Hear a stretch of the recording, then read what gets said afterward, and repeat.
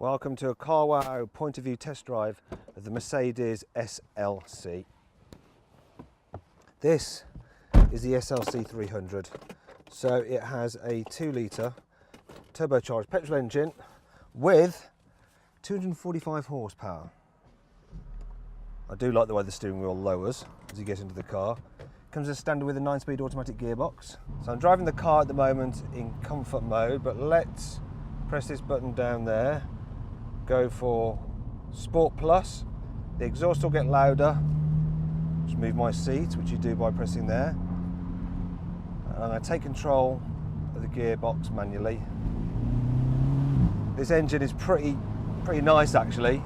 It's quite expensive though, this car, so the list price of this one is about £40,000. With options, it's 56. It's got £56,000 worth of options on it, such as these lovely Napa leather seats. You'll notice the design of this car, the inside, is not quite as modern as the latest Mercedes. If you look down here at the buttons, they're all a bit cluttered. There's a lot going on, and the dials feel a little bit on the cheap side. The rest of the quality though on the dash, soft touch materials, it's fairly nice and it's sturdy.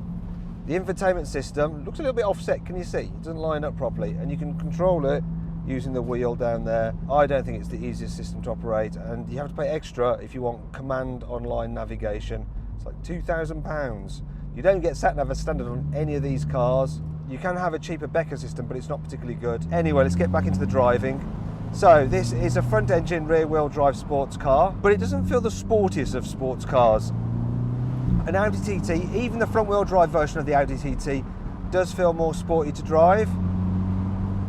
This particular car has the £1,000 dynamic handling package upgrade, which is well worth it. So when you press that dynamic mode, go through the different options, it alters not just the steering and the noise of the exhaust and the throttle response, but it also changes the stiffness of the suspension. And in comfort mode, it's more comfortable than the normal SLC, and in dynamic mode, sporty mode, it's firmer, so it handles better and it makes it more comfortable, so it's well worth the upgrade.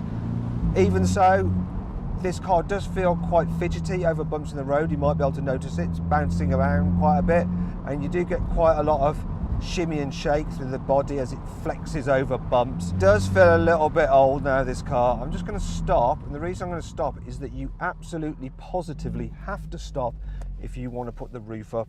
You can't operate the roof if the car is moving. I'm going to put the roof up, let you see what it's like with the roof up. This is the mechanism working away. Now I can actually drive the car for a bit, so you can drive up to 25 miles an hour once the roof is moving and operational, but to initiate it you do have to stop, so that's a bit of a pain. So let's go. One of the good things about this car being a hard top is the fact that it just feels like a normal coupe when you're driving with the roof up, so it's nice and quiet inside, you feel secure. Oh my gosh, it's starting to rain. I timed that perfectly. Look at that. It's a bit of luck. This 9-speed automatic gearbox is pretty good. So when you're just cruising around, it's nice and relaxing. When you want to take control yourself with the pedals, you can. The lower powered cars are available with a manual gearbox if you want to save some cash, but I don't like the manual in this car at all. I think it's a little bit spongy and rubbery. It's much better suited, this car, to the automatic. I'm going to go back into comfort mode now and just chill the hell out. There we go. It's much better in comfort mode when you're on a bumpy road. And then you can just cruise around and you kind of get the feeling this is more of a cruiser than an out-and-out sports car. A Porsche Boxster will run rings round this thing. Yeah, the Porsche is way more fun. But if you're not driving the Porsche, if you haven't tested it, you won't know, and you'll probably be more than happy with this because it's quick. It does make you feel low to the ground like you expect from a sports car.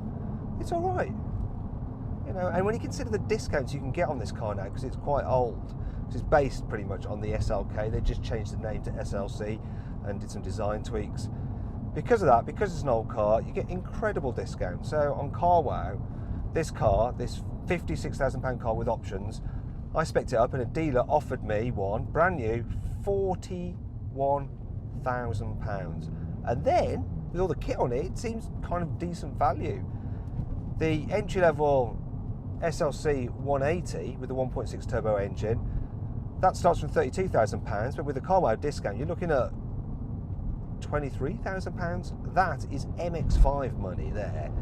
And I think a lot of people would probably rather have a Mercedes than a Mazda, even though the Mazda is actually slightly better to drive. Anyway, I think that's that then. There you go. I'll just jump out, let you have a look at the car with its roof up. There we go. I hope you enjoyed that little drive in the car. Have another good look around the cabin. And the Vario roof, look at that. So you press this button and the roof goes darker. And press it again and it'll go lighter. So you don't need a shade actually in the roof. The glass does it itself. Do it again. I love that. Brilliant feature. It's called Magic Sky. I hope you enjoyed the POV test drive in the Mercedes SLC.